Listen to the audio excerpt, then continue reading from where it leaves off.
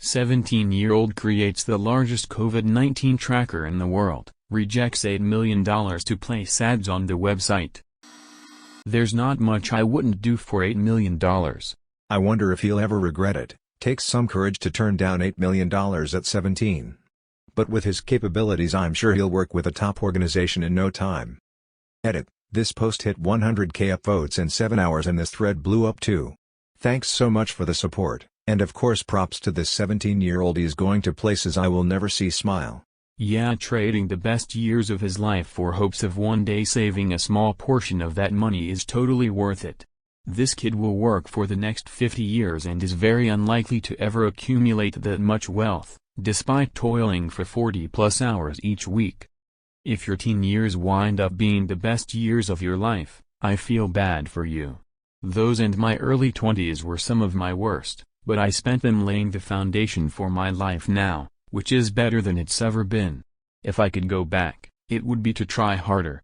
Well, that gives me hope, lol. Edit. Well, this thread blew up.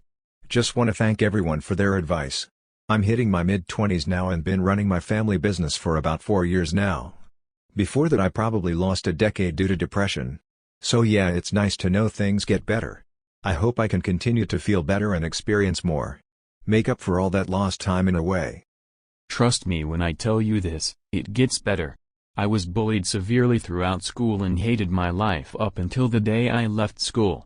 My life has been better every single year since then, and that was over a decade ago. The only people that I know that reminisce about school being the best time of our lives are people that peaked in high school and amounted to absolutely nothing. I speak to maybe 2 people from high school still, and the rest I have virtually zero contact with. Ignore the haters, study hard and be kind to others, and you won't look back once you leave. I think the reason people say that high school and college are the years of their lives is because of how much free time and friends you find yourself with while also having such little responsibilities.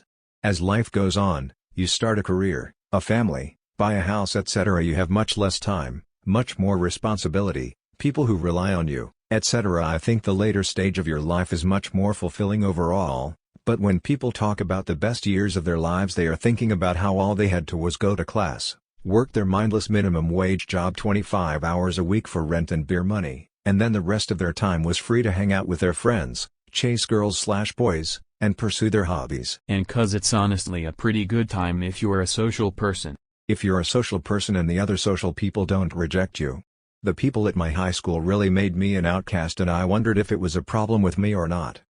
Starting from day one of college my life was completely different and I had no problem making friends and being social. Sometimes teenagers are just really shitty and decide to be that way altogether and to keep at it for years. 8 mil at a 2% rate in a saving account is $160,000. That's about 4 times 2.6 times what me and my wife make now. If you don't blow it, that's more than enough to be set for the rest of your life. Even if you don't need the money, I'm pretty sure the net goodness in the world would increase if he just donated it to a food bank. Just donate half, and you're still set for life. Frankly, it's downright stupid to turn down at least some advertising. If he really doesn't want the money, set it up to send the revenue to charities assisting with COVID. Like a proper 17-year-old, doesn't know the stupidity of his money-related actions until some years later. My guy, there is no way I'm not taking 8 mil, like why turn it down? For clout? Does clout pay for anything? His mom is a physician. I bet his dad makes great money too.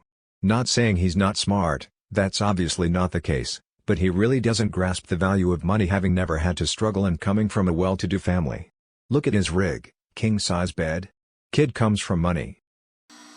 Frankly, it's downright stupid to turn down at least some advertising.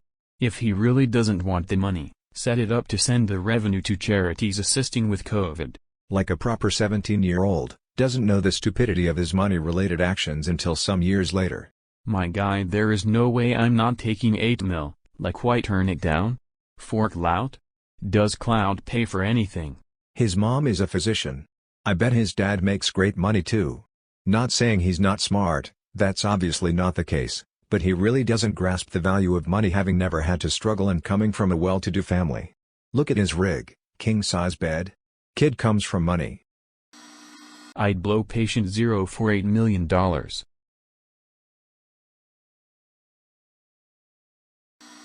People in his generation, including me, hate ads, what they do, and what they stand for. Plus, it seems gross to put ads on his website considering the content and the climate. Edit, we should all donate to this cool fool.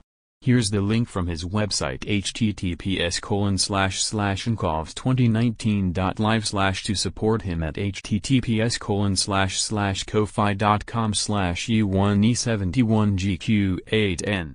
Do we? I mean, I understand not liking them, but if it's not for a product that is outright a scam, that's an entire shitload of money to say no to. I admire the conviction, but it's weird that our generation, Gen Z, seems to really root for content creators getting sponsorships, which are literally just ad reads. I use uBlock Origin on my PC and pay for YouTube Premium, since I mostly watch on my phone, so I don't think I've seen an actual ad in years. I don't really know if I have a main point here, but yeah, I don't really mind sponsorships as long as they aren't sketchy. Good. Always been exhausted with my millennials, being so hostile to easily avoidable ads. If I can skip 30 seconds ahead in a podcast, or pay $2 more a month to have a service drop ads, or it's just floating on the side of the website. Get paid, man. If an ad for something you actually need pops up, then there you go. If not, ignore them. Someone avoiding potentially millions in income at 17 for the equivalent of banner ads is idealistically stupid in my mind. Good for him, I guess, if he feels it's immoral, but definitely mildly questioning his judgment.